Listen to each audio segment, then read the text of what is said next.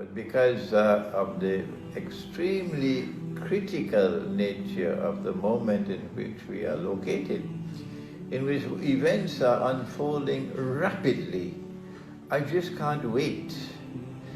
I can't delay in responding to Al-Azhar's fatwa. And that is that they have declared cryptocurrencies to be haram, if I am correct. They have declared cryptocurrencies to be haram. Perhaps they've also declared Bitcoin to be haram. And I agree with them that that is the correct position. But they've gone on to argue that the reason why they are haram is because the government has the right to issue money.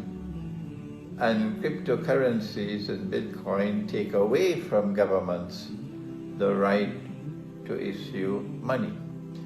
If I am correct, that this is the argument raised by Al-Azhar to justify the fatwa, then I want to say that this is wrong.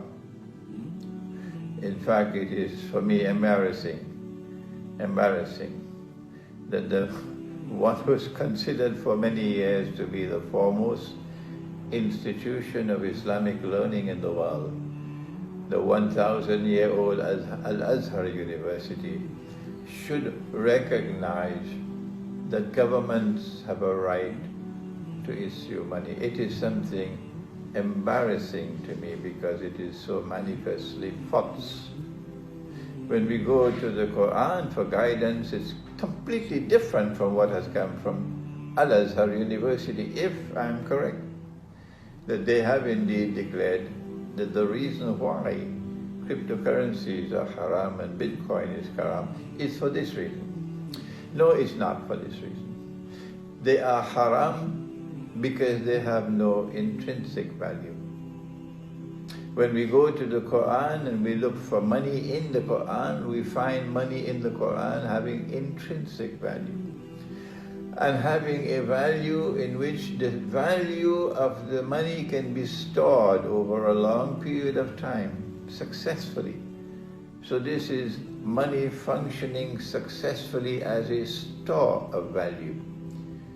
Bitcoins, cryptocurrencies don't have that. I look at them and I say, this looks like casino money, because the value is jumping up and down like an Australian kangaroo. Is this a valid store of money? That today the Bitcoin is worth $20,000 and tomorrow it can be worth $500? Has knowledge and intelligence and wisdom fled from the world that we can no longer understand?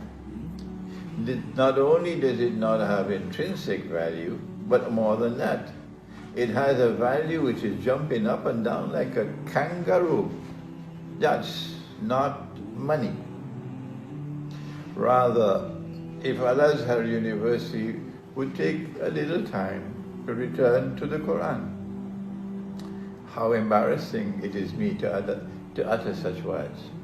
And if the muftis who are busy now preparing their fatwas, their bogus fatwas, to declare cryptocurrencies and Bitcoin to be halal, if they will take a little time to go to the Quran and use proper methodology to study the Quran will tell you what is money. Yes, the Quran will do that. And when you leave the Quran and you go to the Sunnah of the Prophet ﷺ will confirm what is in the Quran. That money, in order to be money, must have intrinsic value. The Quran speaks of a dinar, a gold coin. Yes, it does. No mufti can take that out of the Quran. The Quran speaks of a dinar, which is a silver coin. Yes, it does. No mufti can take that out of the Quran. And the Quran speaks not only of a gold and silver coin as money, it speaks of gold and silver, fidda and zahab.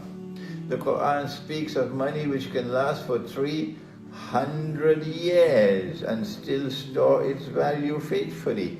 It could buy food 300 years before, and again today, 300 years later, it can still buy food because it does not jump up and down like a kangaroo or like the present monetary system, consistently falling in value. The US dollar, which is supposed to be the international currency on which this whole monetary system is built, started off at $20 for an ounce of gold. That's where it started. And in less than 300 years, no, that was 300 years, and this was how much? Less than 100 years. And in less than 100 years, the same US dollar now is over maybe $1,400, $1,500 for 1 ounce of gold. Look at the fall in value. This monetary system is bogus, but the money in the Quran can survive for 300 years. And money in the Quran is money you can bury in the ground and put a structure over it to protect it. Can you do that with electronic money? Can you bury a Bitcoin in the ground? Go back to Surah Al-Kahf and do your homework. We regret that we have to return again and again and again and again to this subject.